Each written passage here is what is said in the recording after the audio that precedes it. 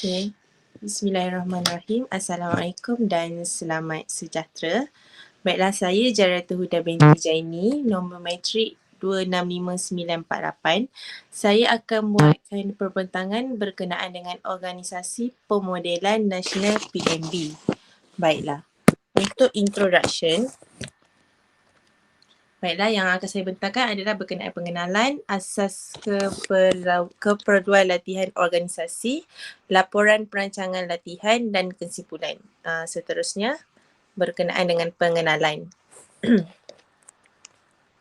Baiklah, pengenalan. Permodelan Nasional Berhad diperbadankan pada 17 Mac 1978 sebagai satu instrumen dasar ekonomi baru kerajaan terhadap masyarakat serta dengan menggalakkan pemegang saham-saham di sektor korporat di antara Bumiputera dan pembangunan peluang untuk profesional Bumiputera untuk mempunyai dalam persijilan dan pengurusan kecemasan. Seterusnya, untuk memopulasi simpanan masyarakat Bumiputera, Dana Amanah Unit Amanah Pemodelan Nasional Berhad PNB, Skim Amanah Saham Nasional ASN dilancarkan pada 20 April 1981. Masing-masing Bumiputera pada masa itu umumnya menolak risiko memandangkan mereka kapasiti kecil untuk menyelamatkan apalagi melabur. Kebanyakan mempunyai pemahaman yang terhad terhadap tabungan, pelaburan atau unit amanah yang mengutamakan aset keras seperti tunai fizikal, tanah atau haiwan ladang. Oleh itu, ASN direka dengan pelbagai ciri unik tidak seperti skim unit amanah lain. Dan seterusnya, Pemodelan Nasional PNB merupakan salah satu institusi pelaburan termuka di Malaysia di mana ianya ditubuhkan pada Mac 1978. Ini menunjukkan sudah telah lebih kurang 40 tahun institusi ini ditubuhkan dan kini namanya berdiri megah dan dikenali di serata Malaysia. Pemodelan Nasional Berhad PNB mempunyai lebih kurang seramai 1,500 orang pekerja dan mempunyai struktur organisasi di mana pekerja perlu mengikut arahan dari pihak atasan dan pihak atasan yang mampu membuat segala keputusan organisasi. Baiklah, seperti yang dapat kita lihat, ini adalah visi dan misi organisasi untuk PNB. Baiklah, untuk seterusnya, analisis keperluan latihan organisasi. Latihan ialah mengajar apa-apa kemahiran dan pengetahuan atau kecergasan yang berkaitan dengan kecekapan berguna khusus atau mengembangkan dalam diri sendiri atau orang lain. Latihan mempunyai objektif khusus untuk meningkatkan keupayaan kapasiti produktif dan kecekapan seseorang. Ia membentuk teras perantis di institusi teknologi dan menyediakan tulang belakang kandungan. Dalam pembangunan sumber manusia, persediaan merupakan prinsip utama. Ia melibatkan penciptaan kemahiran tertentu melalui arahan atau latihan kepada standard dihendaki. Latihan ialah instrumen yang sangat berharga yang boleh meletakkan pekerja dalam peranan di mana mereka boleh melakukan tugas dengan betul, berkesan dan teliti. Latihan adalah tindakan meningkatkan kesedaran dan keupayaan pekerja untuk melaksanakan pekerjaan tertentu. Dan seterusnya, kaedah pengumpulan data analisis dah bagi kepada dua iaitu kaedah kuantitatif dan kaedah kualiti. Baiklah, kita tengok pada kaedah kuantitatif.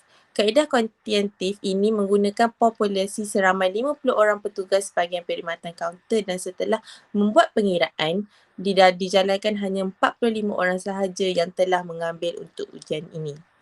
Bagi kaedah kualitatif di mana kaedah temu ramah berstruktur digunakan secara berkumpulan. Perbincangan secara bersama responden akan dilakukan dengan mengambil masa yang tidak begitu lama. Bagi kaedah ini, seramai 20 responden telah terlibat dan 5 kumpulan perkhidmatan kaunter akan terlibat. Seterusnya adalah dapatan analisis terbahagi kepada 3.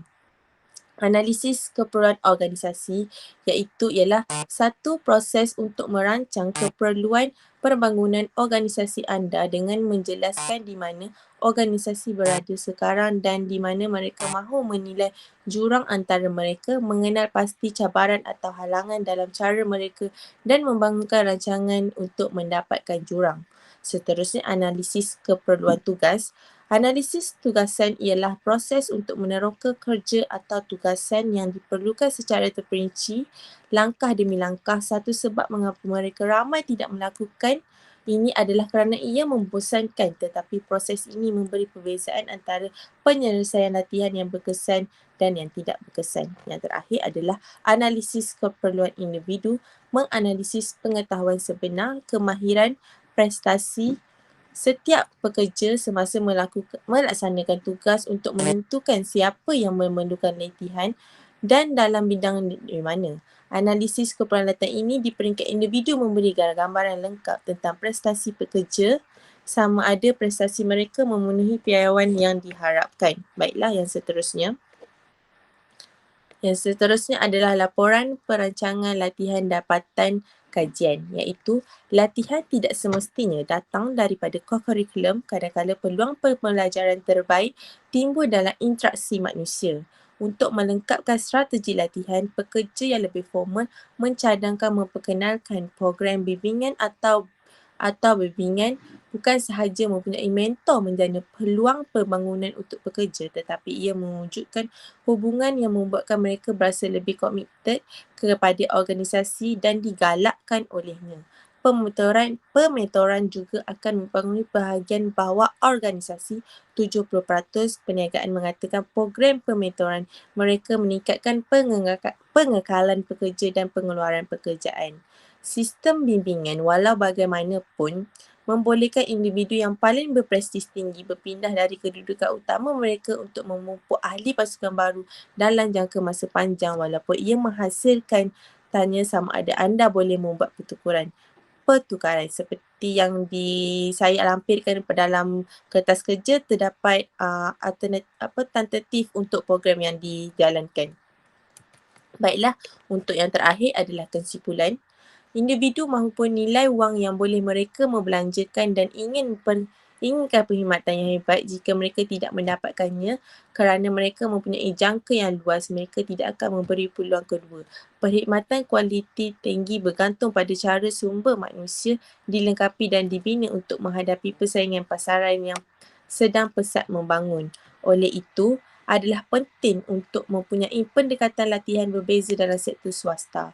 Ini menggalakkan pekerja untuk bersosial dalam kerjaya mereka melalui mekanisme berstruktur dan tidak formal yang membentuk cara mereka melihat diri mereka sendiri dan cara mereka dilihat oleh rakan sekerja, rakan sebaya dan pelanggan mereka. Baiklah, untuk itu sekian saja dari saya. Sekian, terima kasih.